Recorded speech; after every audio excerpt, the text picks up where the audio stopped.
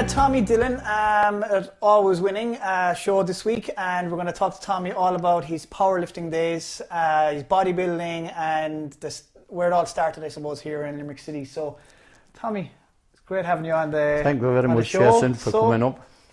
Tell us a small bit, how did this all start? Well, believe it or not, I'm actually training over 6 years.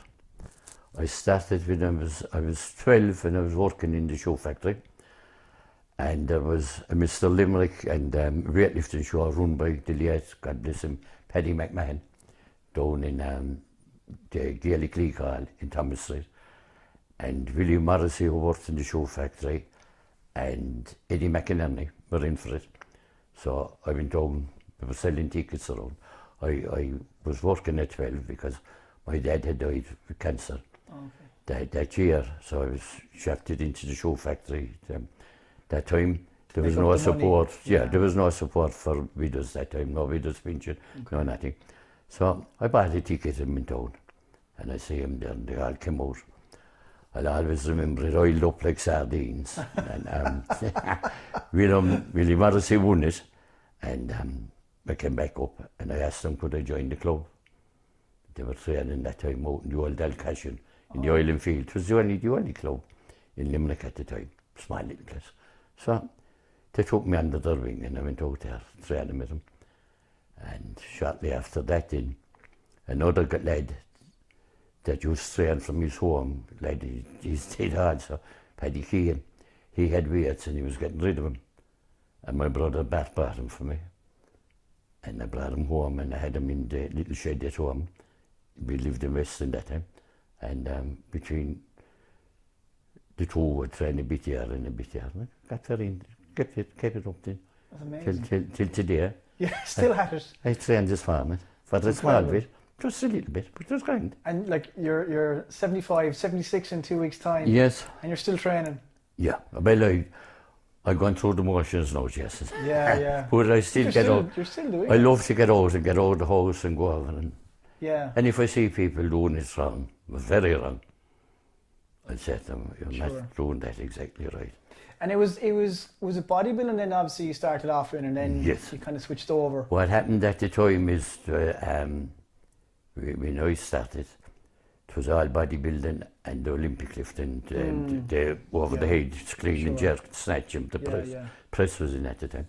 And I competed and won a few of them. And then I think I was 20 and I went down and they used to have the competitions actually in the club, the Limericks. And we all met to win the Limerick. We thought it was a great achievement. And I lifted away. And it was Pat Phelan, who went on to be my coach. The other lads was warming up behind for the bodybuilding. And he said, hop in for the bodybuilding. Oh, geez, the one, Pat. I said, leave it off, I prefer the lifting. So he coaxed me to go into the thing, and I won it. He knew when he saw me lifting the condition of the muscle that I'd have a good chance. And I always remember we used to have to stand in the butter box to pause. It's real old times now. And I used to be falling around. If you turned wrong, you'd fall off the butter box. But anyway, that's amazing. Yeah, it was great. So I won that. And that was Mr. Limerick, was it? That was Mr. Limerick. That was when I was about 20. Wow. Then, a few years then, I was tipping away training, but I didn't compete anymore. I was getting married and so forth. And you know, the usual, I lost loads of myself. I'd be training lads great up in South Hill years after. And I'd have them ready and I'd be 90. And next thing is they fall in love and the gym would go out the back door and I'd be killing them. Yeah, and now they train further away than just so they can look good. Yeah, no, it's completely different. It's completely different now. Yes.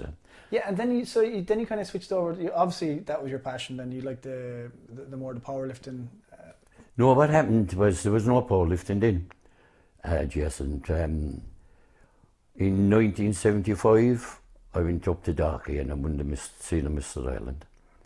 And 76, I won it in Belfast. That time it was still the Olympic lifting, but I'd stopped doing the Olympic lifting to concentrate on a level that I needed for the Mr. Ireland. Sure. So I cut out the Olympic lifting and just soon toured bodybuilding. Now when I say that, we had only basics. Like when you see the gym equipment today now and the modern machinery and this, that, we just had the barbell and dumbbells. But you kind of read the books, like Rich Parr, Steve Reeves and all that. Yeah, You could take the exercises and you try to invent more to kind of bring out the detail of the body, you know. So I then after that then powerlifting started. But it was in US and it was in Britain, Finland, but we hadn't any in Ireland, no powerlifting association whatsoever. So a group of us got together and we formed the Irish Powerlifting Federation at the time. It was 1976 in Heron's Hotel. And later that year then we went to Scotland for an international powerlifting match. And we were beat 9-1. We hadn't a clue. But from there we progressed. Wow. So I was in the first Irish powerlifting team. And was it all self-taught then? Or did you have anyone kind of guiding you along the way? Well, when we went over that time, the Scottish guys couldn't believe that we had actually lifted as much as we could, 100% effort Thursday, travelled over Friday and lifted Saturday, and we were coming home Sunday. When we should have been deloading for the last 10 days. We didn't even know what deloading was at the time. So we were letting all our best lifts in the gym all the time. And then they started writing us courses. We became very friendly with them. Oh, brilliant. So we had the Celtics going from 1976, which included Wales, France at times, been to travel, Scotland and ourselves. And got to know all the different methods of training and introduced them. So about 2 years down the line then we started beating Scotland, England, the whole lot of them, no problem. And I found that the Irish physique, or the Irish build, was made very good powerlifters. I could see a guy coming into the gym and he might lift nothing. I thought, geez, he'd be sorted for powerlifting. Okay. And you could see potential there, you know. Yeah. And they couldn't believe the improvement we made. In a few years we were beating them and they couldn't understand it. But we started training clever then. Yeah. You know. And obviously then all about, I suppose, talk us through that then, kind of what's the process in terms of getting yourself ready for a competition? You talk about deloading and stuff, and just for people who wouldn't know what that is. Well, usually you'd start 12 weeks out. And the first phase of it would be four weeks of 8 to 5s. 8 reps, 5 reps. Next 4 weeks in 5 reps, 3. And the next 4 then you're going 2s and 1s. Oh, okay. And then you get up to about a peak of 95. And then you drop back for a week to 10 days, take it back to about 60, 70. Okay. And then on the platform, then you're nice and fresh then. Sure. And you hit it in. And you go 100 and you could go 105% of your projected total. It's all like till like climbing a ladder. Yeah. You start at the bottom and go up at the top, you finish at the top of the ladder. Very good. No, sometimes you'd have a bed there. Sure. And slip down a bit, but you wouldn't slip down that far, you know. It would be over 9 lifts. So I suppose what happened to you that time when you went over, obviously you went straight in, you were flat out the whole time. Exactly, we had the ladder up and over and gone down the other side, you know what I mean? It's no wonder they were impressed with you then. And then you see, at the time, there was no supplements. Yeah, okay. So there was no protein shops, there was no backers, no this. I see the lads know the stuff to have. I know. I won Mr. Ireland in bacon and cabbage.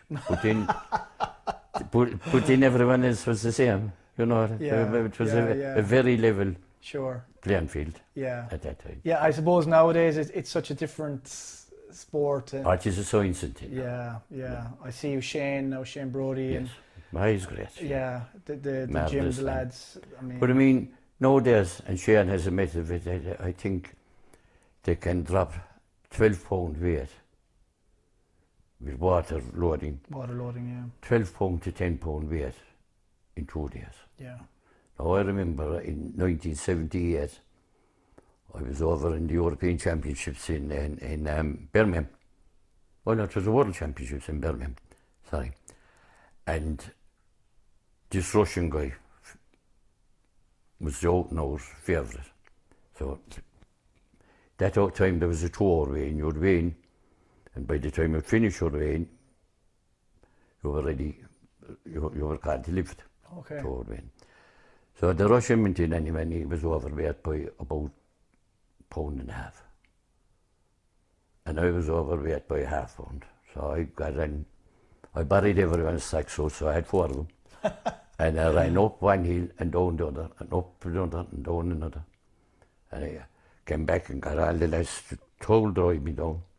I went in and barely got rid of the ½ pound, just standing there. And I came out, my man was still sitting there.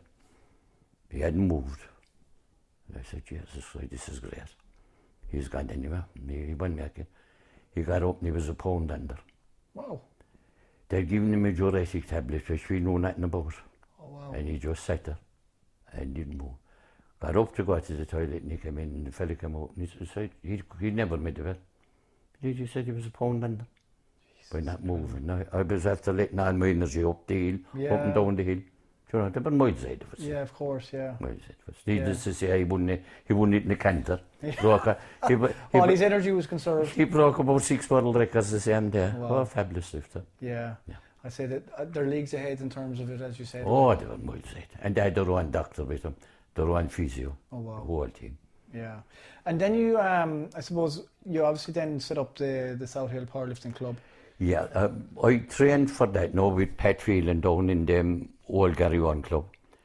And then after marriage we moved up to South Hill, which was there, lovely. It's been 45 years, lovely place. But I found trying to get up and down to the gym a bit of a thing because I had young children. And the time didn't know, and I was working overtime in Todd's, and the time you try to get to the gym, I thought, geez, I'm out of the house all day. Yeah.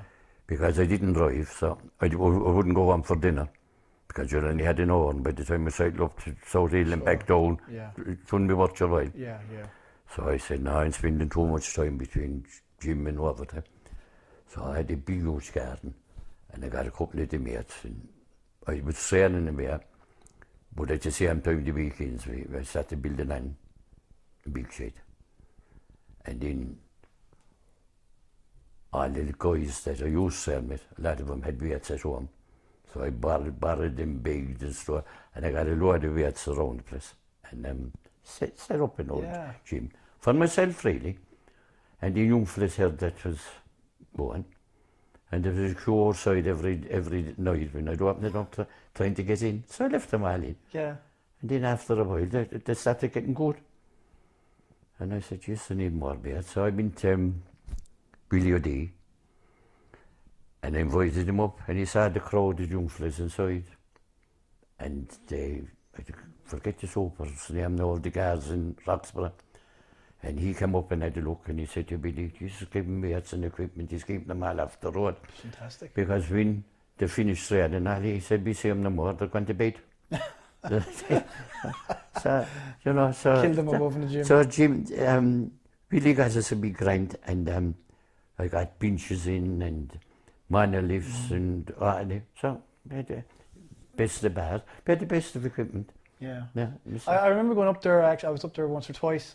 I suppose it was in the latter years when it was kind of at that stage now, kind of fizzling out. Yes. But I was blown away. I said, geez, look at this, it's like basically, it was like a garden shed, wasn't it? Garden shed. Yeah. And all the weights inside. But how many titles came out of there? Did there?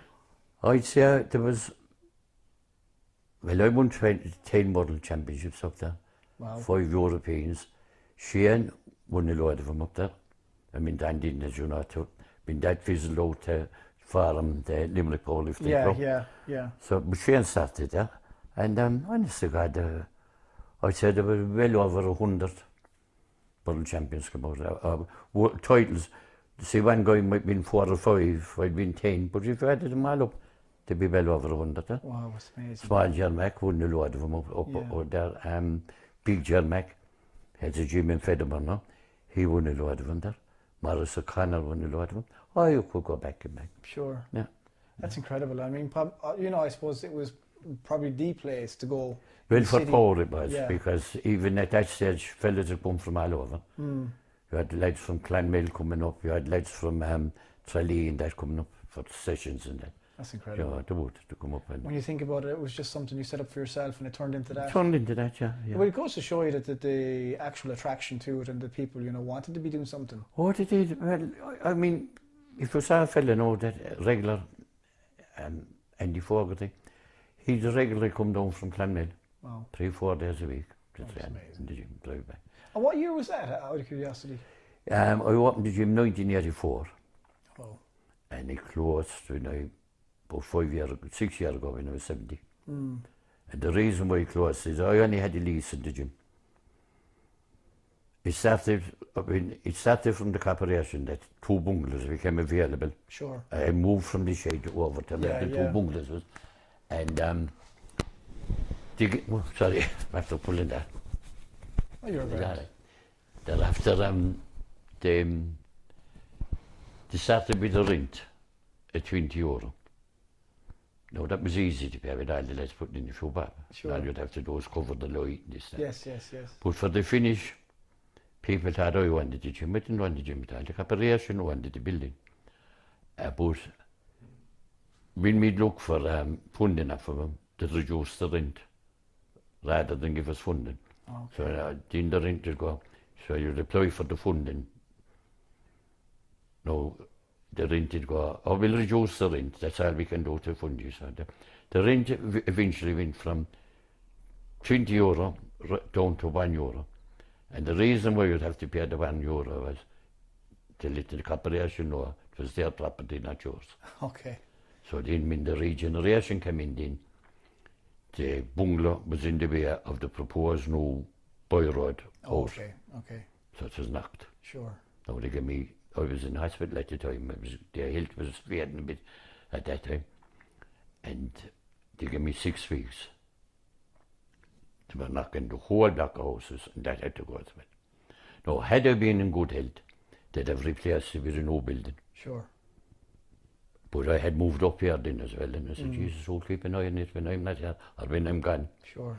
And I wouldn't like the corporation that put in money into it to find out in that it was being blackguarded. Yeah. So I just said, look, lads, I'll step aside. Sure. No, thank God she had then stepped in, and he had a place at home. Now he's expanding again. Yeah. So he took over. It's phenomenal, isn't it? He set up. Oh, it's just lovely, he set Yeah. up. Oh, lovely. And in fairness to him, the amount of effort and time he puts into people. He puts in, like myself, 100% in all the competitions he runs and everything. And I believe he's moving to a bigger premises down there now, which is going to be great. Yeah, it's going to be a great success. I mean, I'd say myself personally, it'll be kind of the mecca, I suppose, Oh, it will for eventually for powerlifting. Oh, definitely. Yeah.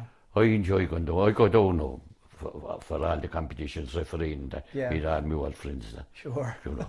But I don't go down to train now because even Sneaky the girls. session, I'd say you're getting in every now and then. No, honestly, God, even the girls here down there will be stronger than me. Oh, And that's stop. what's so, Yeah, what yeah. a phenomenal. Oh, they are, God, they're they're very amazing. strong. Yeah. So I enjoy going down and meeting them, man. Yeah. We met them at the Mayor's Actually, thing the other night. that's It an was lovely as interesting well. a point to make. The girls are doing it now, which Yeah. is probably something you probably didn't see in your time. but- No, in the old IPF, the girls wouldn't have been in. In the South Hill Club now, I had one girl, Tara Williams. She went on to win the World Championships. But as such, we didn't have girls. Sure. But she was going out with one of the lads, and he asked me, could she train? We had no dressing room facilities or anything. Sure, yeah. But what she'd do is she'd come up, change in the car, come in and train and go away. Yeah. You know, so Yeah. he more or less, he trained her with me. Sure. So it was grand. Yeah, you know. yeah.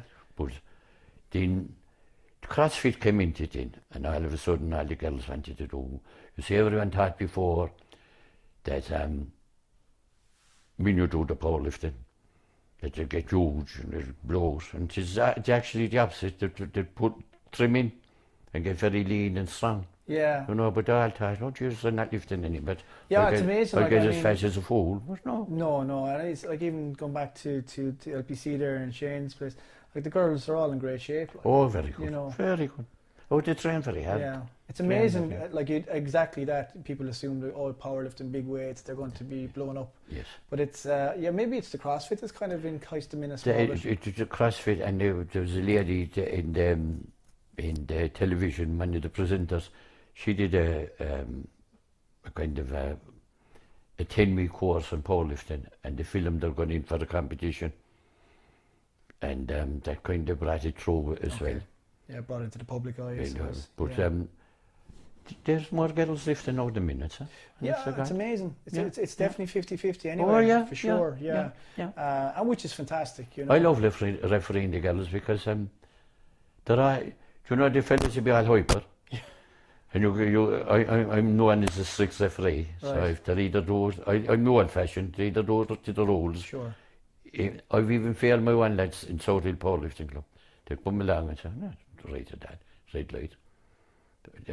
I'd be no favoritism. Sure. I only see the lift, I don't see the lifter. Yeah. And but the girls are great, even if they're usually very, very good technically at all the lifts. But even if they did fail, they have a big smile coming off the platform. Sure, yeah. You know, it's just lovely. And so they're even smiling when they fail, and you know, they might pass you and chip her head and say, you failed me, but it's all right, I missed the lift. Sure, you know, it's lovely. Yeah. It's lovely. It's all about the sport, isn't it? Just, they're into old fashioned, like it was always before, into the sport.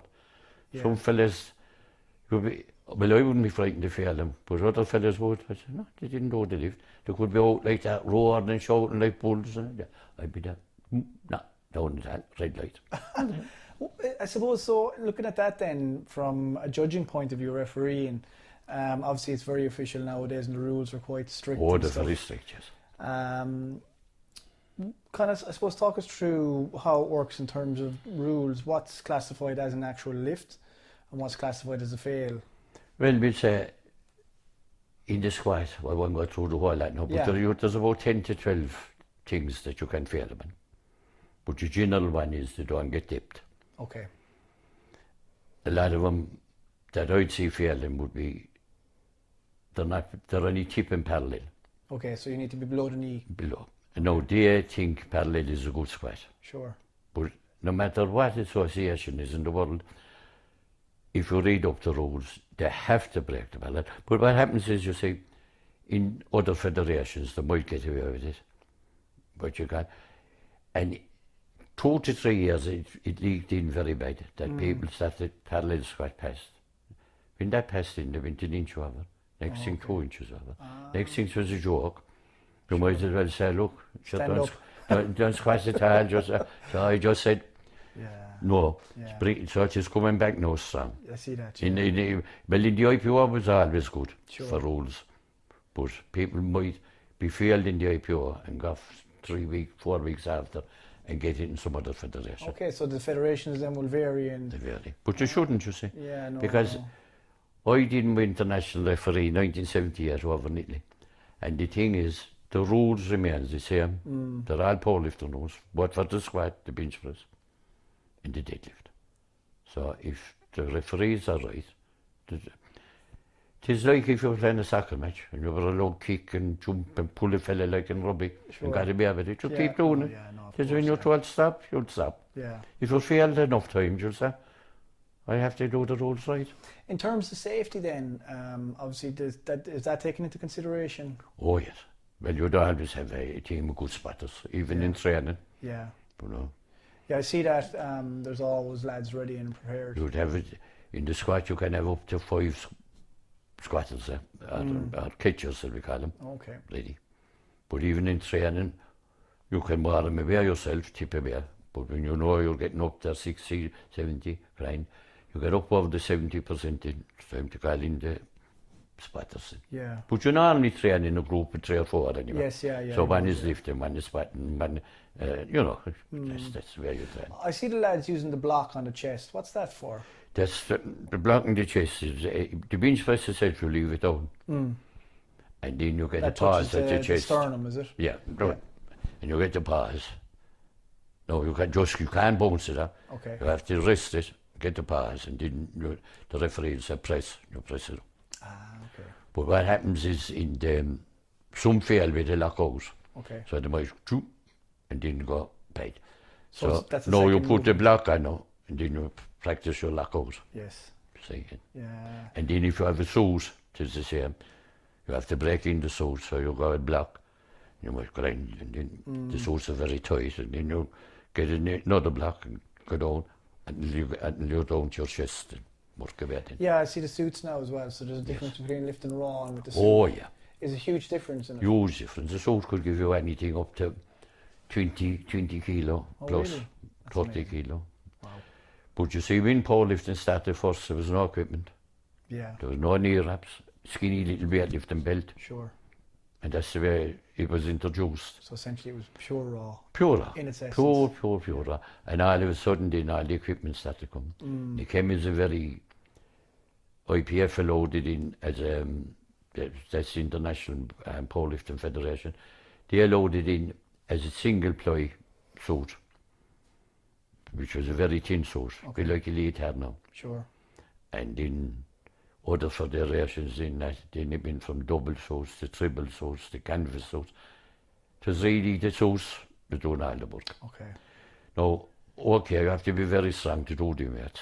Why do you think they brought it in? Was it a more commercial thing, or was it? It was for money. All them Titans and all them various other companies, they sponsor it to a degree, but so they make a fortune out of it. Yeah. People are changing the suits.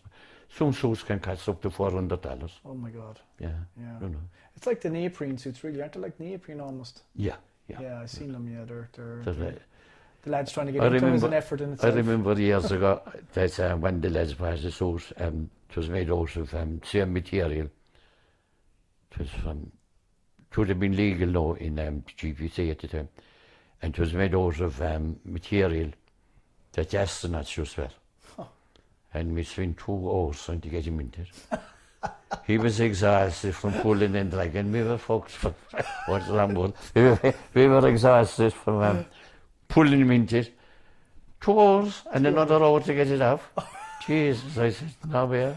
Yeah, I see the lads, they struggle at times to get into them. Yeah. Murder. Yeah, it's not an exact fit then, it's kind of more, it has to be tight, doesn't it? It has to be tight. Yeah, yeah, Tighter sure. the better, Yeah. that you can enjoy.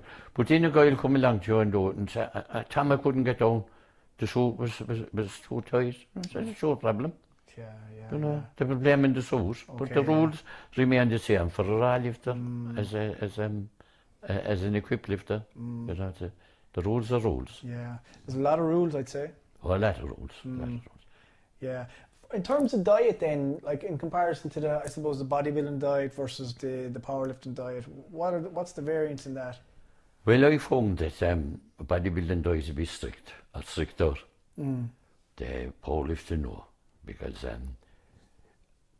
if you were okay with your body weight and you didn't have to make body weight, you could carb away, keep carbon. Being 50-50 carbs to protein and fat, because you need energy for the lifting. Yeah. You know, it wouldn't matter. See, a powerlifter don't mind what way he looks, Sure, yeah. as long as he lifts weights. Yeah. The bodybuilder will mind what way he looks, and he's not concerned about what way he lifts. He could be lifting nothing, Yeah, just it's more pumping sculpting. along. Yeah, you know. sculpting, Yeah. Yeah. But the powerlifting diet would be far healthier than the bodybuilding diet, Okay. because you're not, you don't have to cut out anything. You're not restrictive, yeah. You're not restricted Yeah. anything. Yeah, I'd imagine though you'd have to be very cautious about what you're putting in as well. It wouldn't be just buns and cakes. And Oh just, no, good things carbs. yeah. I mean, oh jeez, Good I mean, calories, yeah. good food, Yeah. and plenty of it. Yeah. Because in your sessions, say train 4 days a week, 3 hours, you're lifting big heavy weights. You use a tremendous amount of energy up. You know, Yeah. you would really. Have you any shows you're going to do, or Sorry? any shows? You have any plans? Any? I I know might- you said you were going to do the Europeans there. At one I stage, was, so- and I got bloody shingles, so that knocked me out. But I hope to do a binge below in Amanda's charity event. Yeah. Amanda runs a charity event for Crumlin Hospital, usually October every Yeah. year. Very successful. Very now. successful, yeah. She's got raised 45,000 already incredible, in the last 3 or 4 years.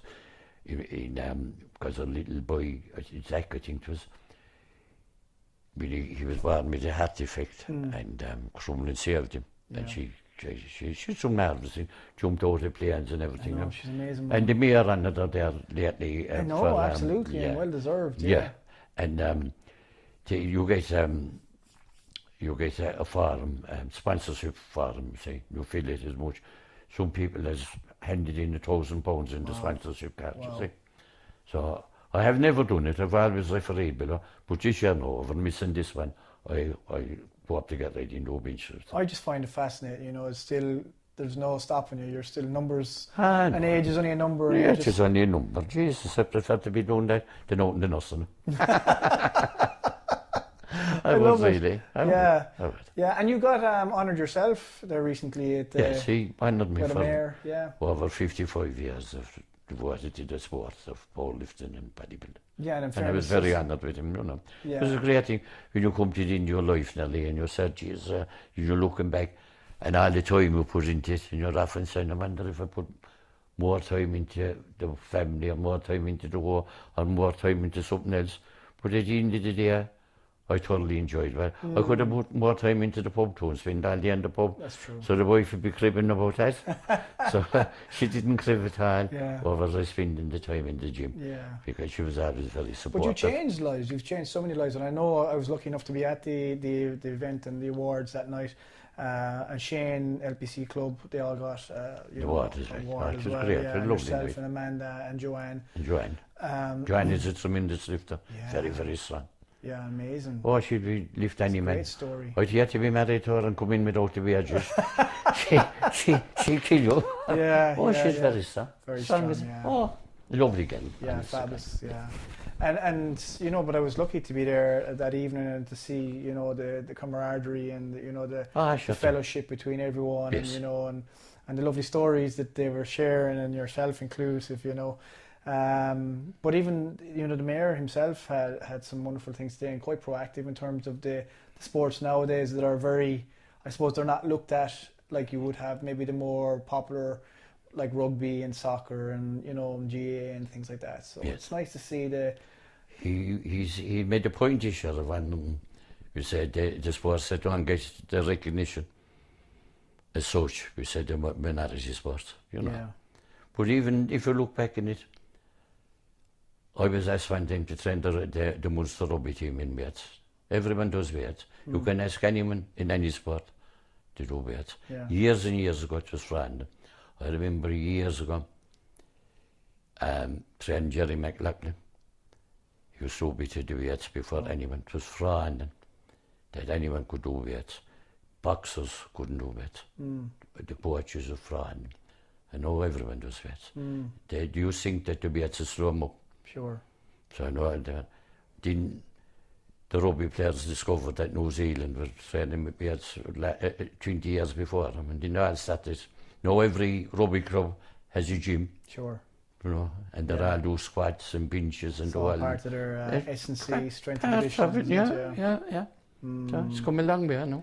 Yeah, I know. I mean, the science behind it now is obviously there's a lot more injected into it in comparison to what it was, obviously. Yes, of course. I mean, years ago you'd be looking at a magazine and trying to, as you say, get some... Educate yourself. Yeah, you know, whereas now you can go on YouTube and within seconds you have information. This fella's saying this and that. Yeah. Which I suppose in a lot of respect can be very confusing because it's mixed information a lot of the time, isn't it? It can, but then also you can get the nutrition programs. But fellas go online coaching now, and fellas do business doing online coaching. I make out you cannot train a fella online. If I had 6 fellas there, I couldn't give them an online course. Right? I'd have to look at them, see them, see where the bar is placed in their back, see the length of their arms for their bench, see that their legs are them. I couldn't coach online, and I wouldn't do it. Yeah, sure. If I hadn't them in front of me, I wouldn't coach them. Yeah. Because I can pick out their mistakes. And then they get good at it. And I found that even in South Hill, when I'd be training, they'd pick out my mistakes, because sometimes you go into the old club, you wouldn't be as focused as you should be. So we didn't do that right as that. That's so lovely. Keep telling me now. Yeah. And they'd be right to tell me. And I'd be delighted. Yeah. You know? Yeah, you need someone, I suppose, to kind of have send over you and keep an eye. You would. Yeah. Especially powerlifting. because believe it or not, she's technical and very technical. Yeah, no, I see that. So, yeah. And thanks be to God and touch wood, I had never a serious injury because... And that was my next question, yeah. Honest to God. Of even training wise. And fellas that come into me and it's been their first week with a brush above and sorting. And they go from the brush to an empty bar. And me not finding that they were getting the leave just right. Then they could do the bit. Wow. And then if they kept coming in that fortnight, I know they were interested. Sure, yeah. If they didn't come back, then there was plenty. They were only making space for someone that would be interested. Gotcha, yeah. But look, I mean, how many lives did you save when you think about it? Well, a lot of good lads now, and I thank God a lot of them. Do you know what I left now, Jason, was a lot of young lads when they were younger came to me, very skinny. Yeah. Said, Tom, put up a bit of muscle, so I train them. And now I might be in the pub with the wife, socialising, having an old pint. Fellas come over, fashions up bull. He said, hey, Tommy, how are you? And I said, Jesus, who's he now? And I'd be looking up, how are you? How's for him? To remember me, I trained in the club. Now, so many trained I wouldn't remember me. But to be young men now, 40. Sure. And he'd be, I must come back and train, look at me. They'd be blowing out stones and stones over it. And now they're saying, Jesus, I'll have to get back training and get right again. Yeah, it's amazing, isn't it? Yes, and you're still going strong, and you know, I mean, look at it. I watched all Deutsch, you know. I used to lift at 82. I was in up as far as 90 one time, but I'm only 5'3". But since me all operations now, I kind of keep the weight around 77. No need of kind of up or down now, you know, just keep it at that. Yeah, and I don't know, we were talking earlier on off camera, we were talking about the, I suppose, your categories and, you know, as you were going through, as you were progressing through the years and stuff, I suppose there was less and less falling into the categories. Yeah, when I competed with, but I do all the Irish and Belfast and this and that, but over the years I had never gone to Worlds. And myself and the missus renewed the vows. And the lads above in the gym, so they all put in for a voucher for a holiday for us. And between work and that, I never got the chance to use it. So the World Masters came along in Canada. And she said, did you ever go on holidays, Tom, with the voucher? Because, no, she said, I didn't get a chance yet between. She said, why didn't you use it and go over to Canada for the over 60s? I was just over 60 days. That's around that time. Sure. I'd have been over 60, and it was on in November. So I used it for that and won. There you go. Now there was 8 to 10 in the category at the time. But another few years gone by, then I went and I started going the regular then. But I went into Germany in 65, and there was only 3 in the GPT Worlds. And then I did a Worlds, that shared line, out in the WPF one, out in Kilmurray Lodge in Limerick. It was grand, lovely man. I got the bus out for the World Championships. It was so near, and I won that. And there was only myself. So my didn't mean there was no one in the game, was to break the world records. Right. So I did some rather than go through pointless lifting. Sure. So I broke a couple of world records and that. So quite. So you've set the standard. I didn't stand there. You're going to have to write a book. I'm pleased, God. I had one started, and when we moved up from South Hill, I left half of it behind me, and I said, oh God, can't go through that again now. I certainly think it needs to be put down on paper. I will one of the days. A couple of your methods and... One of the days. Yeah, absolutely. Well, listen, thanks so much for giving us your time, rather than us taking up your time. No, it's a Have you any kind of a quote or anything you kind of live by or any? The only thing I said, Jason, is it wasn't easy, but I'd do it all over again, willingly, if I could. That's really cool, yeah. Listen, thank you so much. I really no appreciate problem, it. Thank Jason. you for having us in your and home. Thank you, really God bless you. And we'll be talking to you again soon, no sure. And you're looking fine and fit, God bless you. That's it. Your influence. Thank you very much. No. Thanks, guys, for tuning in this week. Really appreciate it. Incredible, inspirational person, Tommy here, who's, I suppose, I've always followed as a young lad and watched him through the years developing. And whenever you stay to have us. It's been an absolute pleasure. No problem, yes.